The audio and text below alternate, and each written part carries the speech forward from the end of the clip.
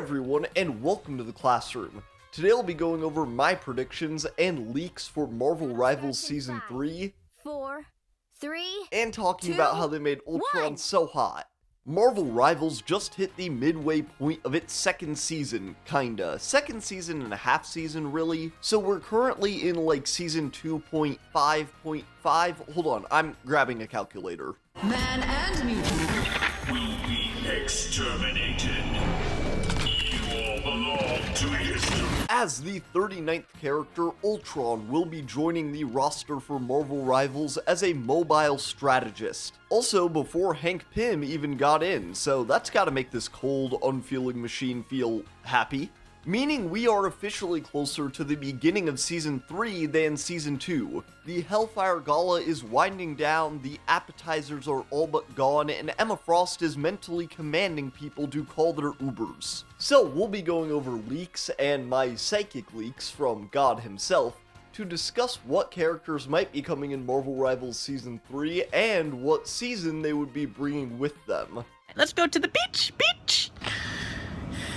With it being summertime on the right side up part of the globe, and Marvel Comics bringing it back for 2025, my first pitch is the Swimsuit Special Season. Marvel's Gooner Extravaganza ran briefly in the early 90s before being put on indefinite hiatus until we figured out how to be horny in a cooler way. Thank you, Sabrina Carpenter, for showing us the way. Now for each of these, I'll be picking the season theme, 2 characters, a location, and a number of skins. But first, we have to talk about the blade in the room. These are called kukri. They're pretty cool. Blade at this point is by far the most heavily teased character in the game, even more so than Doctor Doom and his billboards. Blade has been chained in Central Park and is now napping in the intergalactic empire of Wakanda. However, due to me being raised Catholic, I have a strong belief in the rule of threes and ghosts. I think we'll see Blade pop up in at least one more map next season before they introduce him in Season 4. So all that to say, my 2 character picks for the Summer Swimsuit Special Season are Armor and Iceman. Now obviously 2 X-Men picks is a little indulgent, but they are the best thing ever to come out of Marvel objectively, so let me explain. Hisako Ichiki, aka Armor, is a mutant with the ability to utilize a psionic exoskeletal suit of armor. Bobby Drake, Iceman, is an Omega level mutant, able to both lower external and internal temperatures at will. I picked Armor because A, there have been credible leaks about her being added to the game, and B, I did kinda call Emma Frost and Ultron being added for Season 2, so I'm just wishcasting now. I love Armor, and I think that she would be an awesome tank. I actually talked about what I would want to do for her kit in my first Marvel Rivals character video. Iceman, however, while I do like him, isn't a personal pick of mine, but he would be the perfect character to add for the summertime, and be a highly mobile DPS with crowd control abilities. Now for the location, I honestly would have picked either Krakoa or Genosha if they didn't do that this season, so I'm going with a payload mission taking someone into or breaking someone out of the raft. Okay, now time for the most fun part. This is about the thrill of wearing another man's skin. Both of the full battle passes we've gotten so far have had at least 9 skins, with not all of them being on theme for the season either. I'm also going to try to stay realistic about who has and hasn't gotten battle pass skins, especially lately. First off, we need Emma Frost to have a beach skin, and now calm down, quit licking the screen and let me elaborate. For Emma Frost's bougie beach skin, I'm thinking a white and gold bikini or one piece, with a light beach slip over it, and one of those big hats that Shiv on Succession wears. Also, oh my god, Sarah Snook playing Emma Frost would actually go kinda crazy. Sarah, we'll have your people talk to Marvel's people, and then they'll talk to my people. Next, for another swimsuit special skin, poor baby boy Jeff the Landshark has not gotten a new skin since the winter event, and an adorable beachwear outfit fit with a lei has already been teased in the tie-in comic, so this one is a gimme.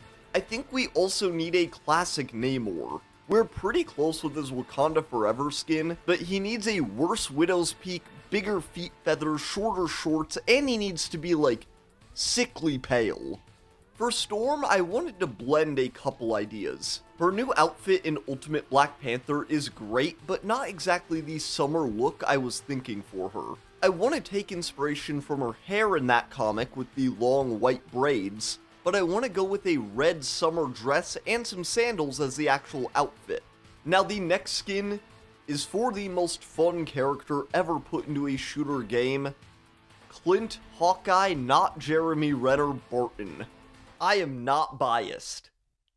And I'm calling this one West Coast Avengers. Now, it's not actually his look from West Coast Avengers. That'll be a classic look someday. I want this one to be a dad at the beach outfit to match his West Coast Avengers teammate, Jeff.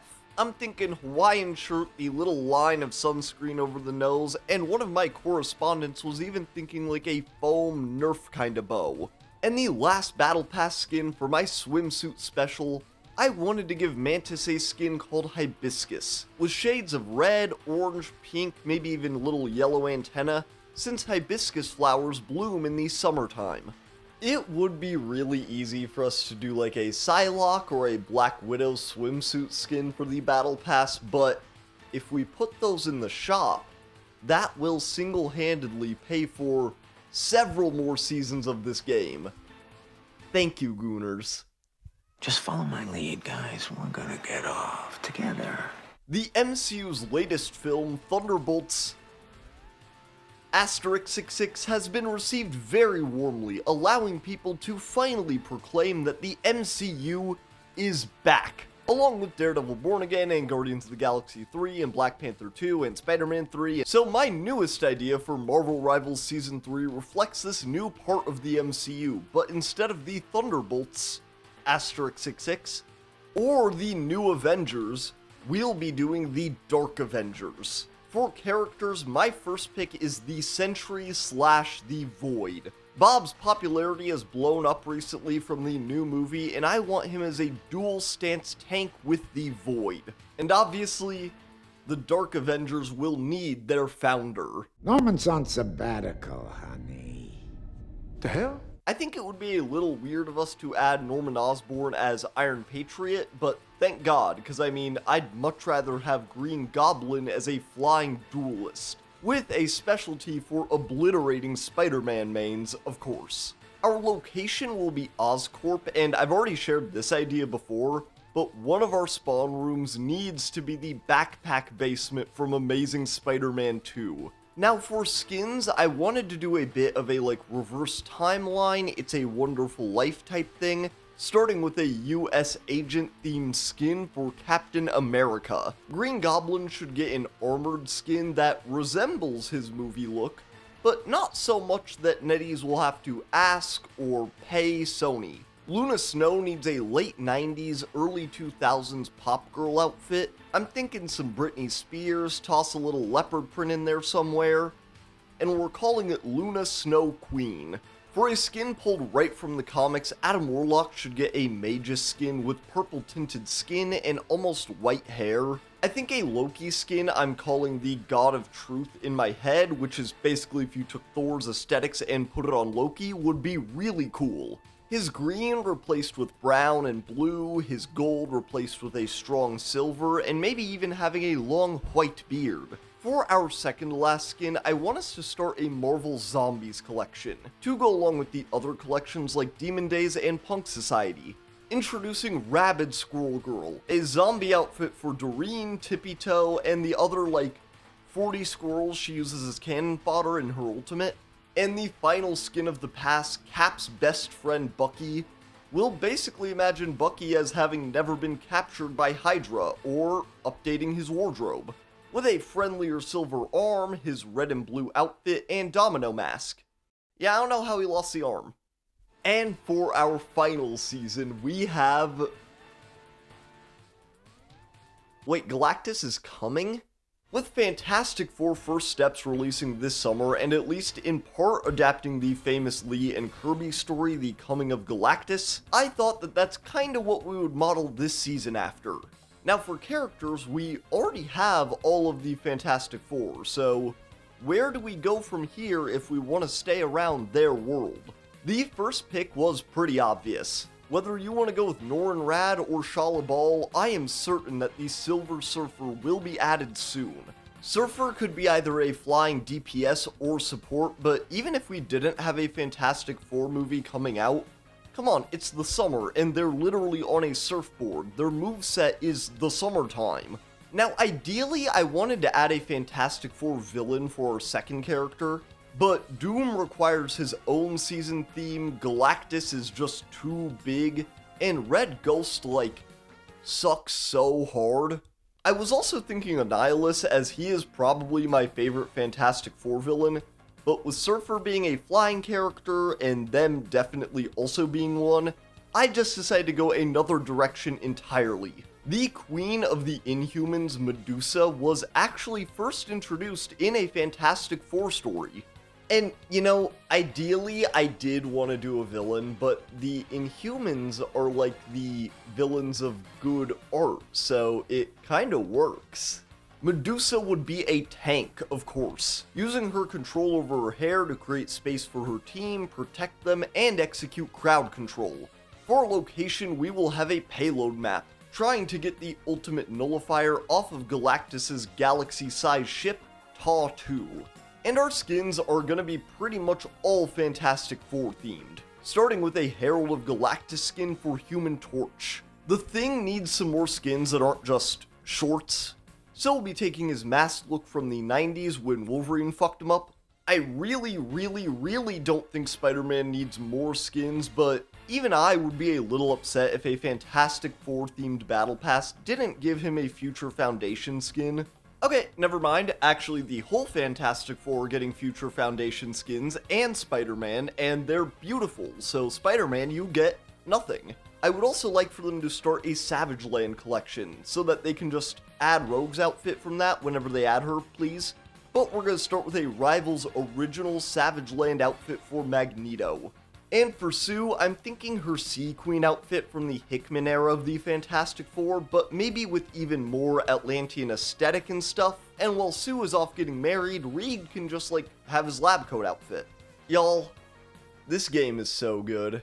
I have played Marvel Rivals almost every day since it released in December, and there are a lot of things to improve upon. But I wouldn't do that if I didn't love this game. I'm too busy to be one of those freaks who plays games that they don't like. While I would love for any of these ideas to end up being even a little bit right, I know that whatever they end up doing for the Battle Pass, I'm probably gonna love it. I started off in Season 0 being a hardcore Penny Parker and Loki main. I actually do know how to shower, so you can quit writing your comment. But now, I love playing Penny Parker, Magneto, Emma Frost, Hawkeye, Human Torch, Namor, Storm, Iron Fist, Cloak and Dagger, Loki, Rocket, and now, to quote my Avengers Earth's Mightiest Heroes video, the Ultron Initiative has begun. And we've gotten a lot of really good free skins, along with the ones we got to pick with the costume coin. My favorites are probably the new Hawkeye skin and the 1822 Black Widow one. And now for my rejected skins. Number 1, Penis Parker. Folks, thank you so much for joining us as always. I always have a great time talking about Marvel Rivals, and thank you so much for joining us and talking about Season 3. Well, you can't expect to win them all. What the hell is that supposed to mean? But anyways, that is the video for this week, y'all. I am gonna go play Ultron now, so I'll see ya. Bye. Skin. Hey everyone, thank you so much for watching that video as always. If you made it to this point, a double thank you so much. I'm doing this quick. I'm going and catching a movie here after this, so we're on a bit of a time crunch. But yeah, this was a fun video to make. I'm really excited to play some Ultron. He's a little under-tuned right now, I think, but people are acting like it's the end of the world, as if they numbers are the easiest thing to change in a game like this, guys. Like, oh, Ultron doesn't do enough healing. Okay. He does more healing now. It's that easy. If a character released and they need like a rework, that would be a whole different discussion. But anyways, what I've show for my collection this week is Volume 2 of Peach Momoko's Ultimate X-Men. I just read this today at my other job, my secret job, my alter ego, if you will. But yeah, it was really, really good, you know?